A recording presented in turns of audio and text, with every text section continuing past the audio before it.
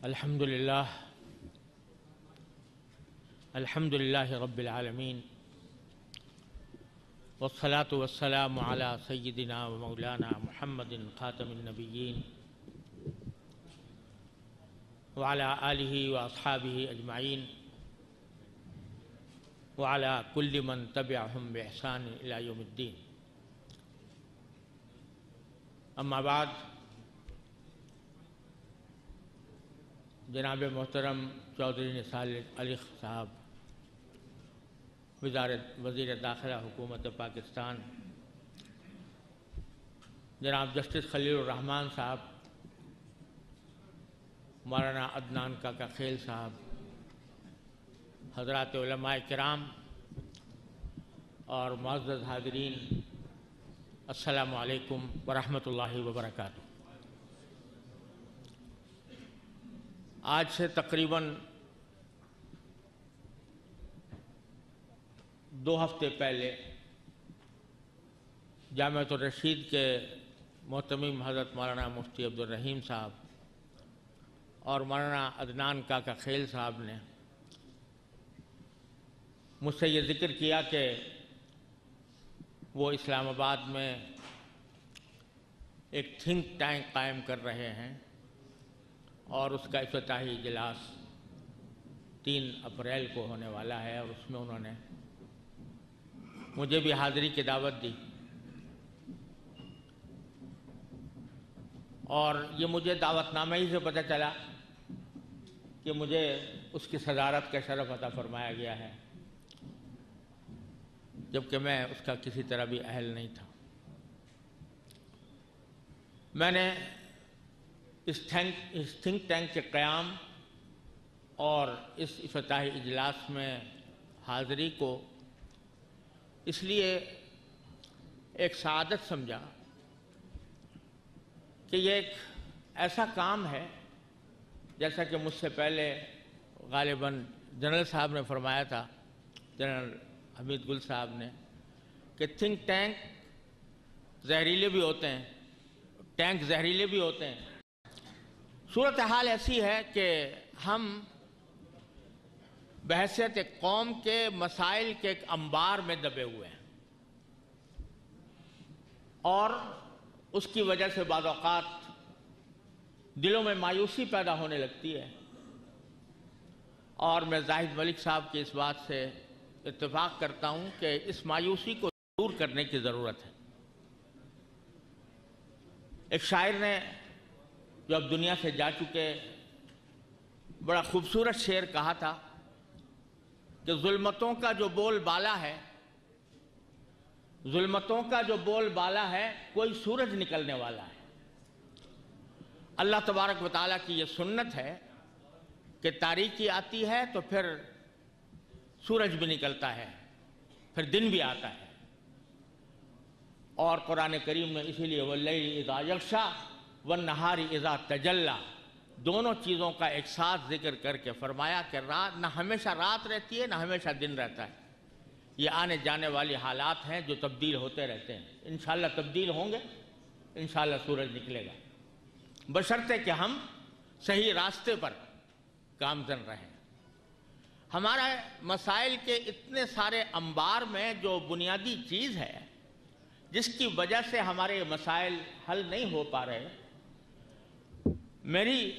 ناقص رائے میں اس کے کچھ اسباب اگر دیکھا جائے تو 3-4 ہیں. ایک سبب یہ ہے کہ جو حقیقی مسائل اور حقیقی مشکلات ہیں ان کا حل تلاش کرنے میں بعض اوقات دشواری اس لیے پیش آتی ہے کہ ہماری قوم پروپیگنڈے کی عادی ہو چکی ہے. پروپیگنڈے کی فضا میں جب ایک غلط بات کا پروپیگنڈا اس طرح پھیلا دیا جائے جس طرح گوئبلز کا فلسفہ تھا، تو ایک حقیقی بات اور صحیح بات کو سننے والے اس کے اوپر کام نہیں دھرتے. ایک سبب اس کا یہ ہوتا ہے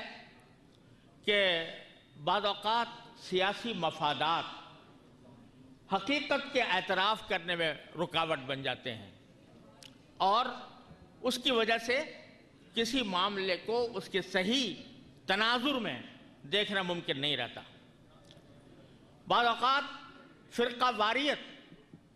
اس کا سبب بن جاتی ہے کہ چونکہ ایک بات دوسرے فریق یا دوسرے گروہ کی طرف سے آئی ہے، لہذا وہ کتنی بھی سچ ہو، کتنی بھی صحیح ہو، ہم اس کو اس لیے ماننے کے لیے تیار نہیں ہوتے کہ وہ دوسرے گروہ یا دوسرے فرقے کی طرف سے کہی گئی ہے۔ یہ اسباب ہیں جس کی وجہ سے ہم حقائق کا علمی طور پر تجزیہ نہیں کر پاتے اور ان کا حل نہیں تلاش کر پاتے۔ پاکستان میں مثال کے طور پر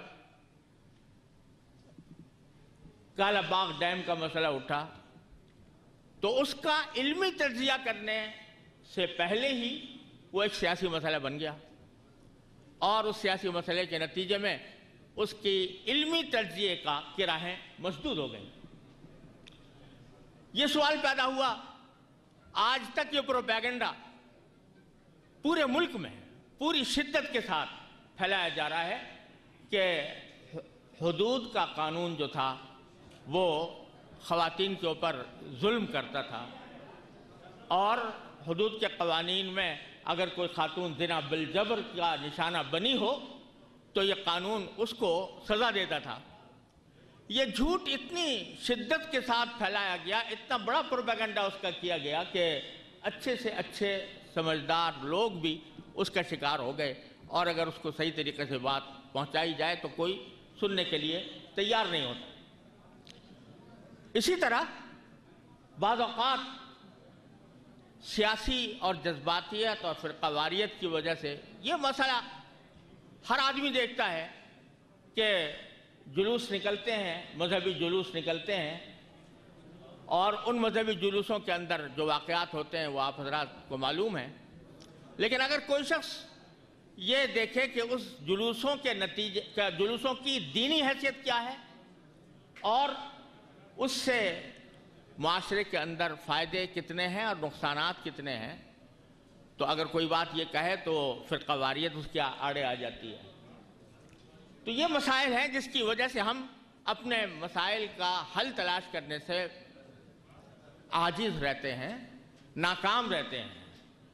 اگر یہ تھنک ٹینک جو قائم ہو رہا ہے وہ اپنا شعار اس بات کو بنائے